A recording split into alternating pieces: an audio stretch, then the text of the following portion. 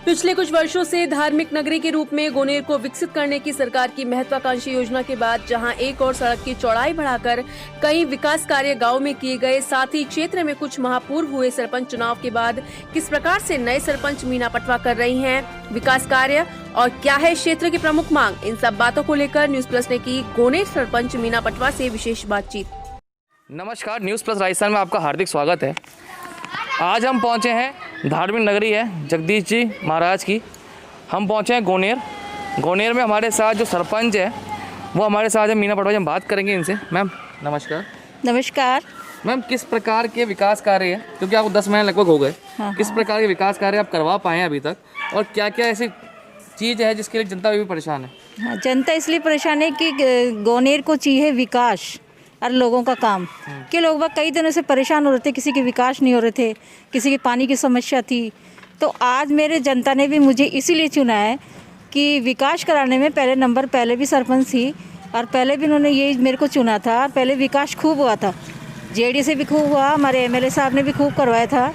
और फिर भी मेरा पहला मुद्दा विकास का ही है। गोनेर में विकास हो कि जगदीश महाराज की नगरी है, इसी से हमारा पूरा गोनेर जुड़ा हुआ है।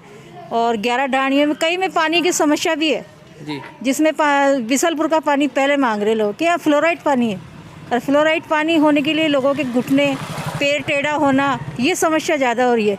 तो मेरे तो मुख्यमंत्री अशोक गहलोत जी से भी मेरा निवेदन है, यहाँ तक बात पहुँचाए कि साहब गोनेर में फ्लोराइड पानी ज़्यादा है तो बिसलपुर का पानी वहाँ लाया जाए। मैम देखा अभी जब हम लोग पिछली बार यहाँ न्यूज़ कवरेज के लिए आए थे तो गंदगी की समस्या जो जगदीश महाराज के मंदिर के बाहर ही थी, सुअर था, कचरा था, जिसको हमने कवरेज करा। उसके बाद कुछ सफाई भी हुई लेकिन लोग अभी भी त्रस्त हैं, वहाँ सफाई हो नहीं पा रही। क्या कारण है? कारण यही कि अभी हमने भी टेंडर लगाया था सफाई का और शौचालय का भी लगाया था, लेकिन कुछ लोग बाग ऐसे होते हैं टेंडर होने नहीं देते। लाखों रुपए लगाए, पंचायत में जितनी इनकम होगी उसी हिसाब से सफाई होगी। मैंने वीडियो साहब से भी कहा था, वीडियो साहब ने गाड़ी के लिए कहा था, उन्होंने ऑर्डर भी कर दिया था कि आप अपने गोनेर में सफाई कराओ। एक मृत्यु जानवर की, दोनों की 3-4 टेंडर लगवाए थे मैंने, लेकिन कई राजनीति की वजह से कुछ काम नहीं होता। तो मैं चाहती हूँ, फिर भी मैंने उन लोगों से जग जीत के उनके दूसरी बार और टेंडर लूँगी कि सफाई होना चाहिए। एक जगदीश महाराज का मंदिर है, इसलिए सफाई ज़रूरी है। मैम कोविड बहुत बड़ी महामारी आई, उसके बाद आपका जो काम रहा कोविड के दौरान वो किस प्रकार से रहा और इस समय आपको किस प्रकार से सहायता मिल पाई सरकार द्वारा? विशेषकर सरकार से भी सहायता मिली है, कलेक्टर साहब ने भी सहायता की है, हमारे एमएलए साहब ने भी सहायता की है और जो मेरे यहाँ गोनेर के ग्रामवासी हैं उन्होंने काफ़ी सहायता दी है। लोगों को भूखा नहीं रहने दिया। जैसे वार्ड पंच है, कहीं हमारा राम बाबू शर्मा है और भी उप सरपंच है, कई 11 वार्डों में, हमारे 11 वार्डों को किसी को भी भूखा नहीं मरने दिया। बहुत सहयोग रहा मेरे लिए तो हर गाँव के लिए। यहाँ का जो देखा गया है कि गोनेर के अंदर जब लोग आते हैं तो जब हम भी एंटर हो रहे थे तो कुछ व्यापारियों ने मांग करी थी कि जो प्रोजेक्ट था गोनेर चौक का उसके लिए 150 करोड़ लगभग पारित हुए थे, लेकिन उसका जो काम था वो पूर्ण रूप से हो नहीं पाया है।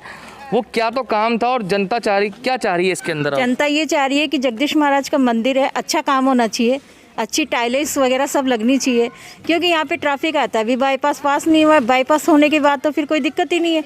चल रही है, बाईपास का भी चल रहा है। कहाँ से निकलेगा बाईपास? कहाँ से आएगा? ये तालाब की पाल होके और इधर से जाएगा जी, जिससे बीच में से निकलेगा। लेकिन हमारे सभी गोनेर नगरी का है कि ये एक बार ही काम होता है, जेड से अच्छी टाइलें लगा के और इसके जगदीश चौक को अच्छा करवाया जाए जी। तो ये थी हमारे साथ गोनेर सरपंच जो दूसरी बार चुनी गई, मीना पटवा।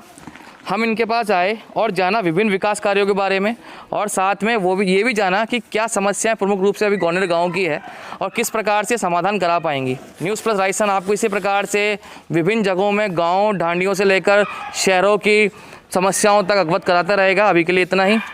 मैं सुमित दीक्षित और मेरा कैमरा साथ नीरज गोस्वामी।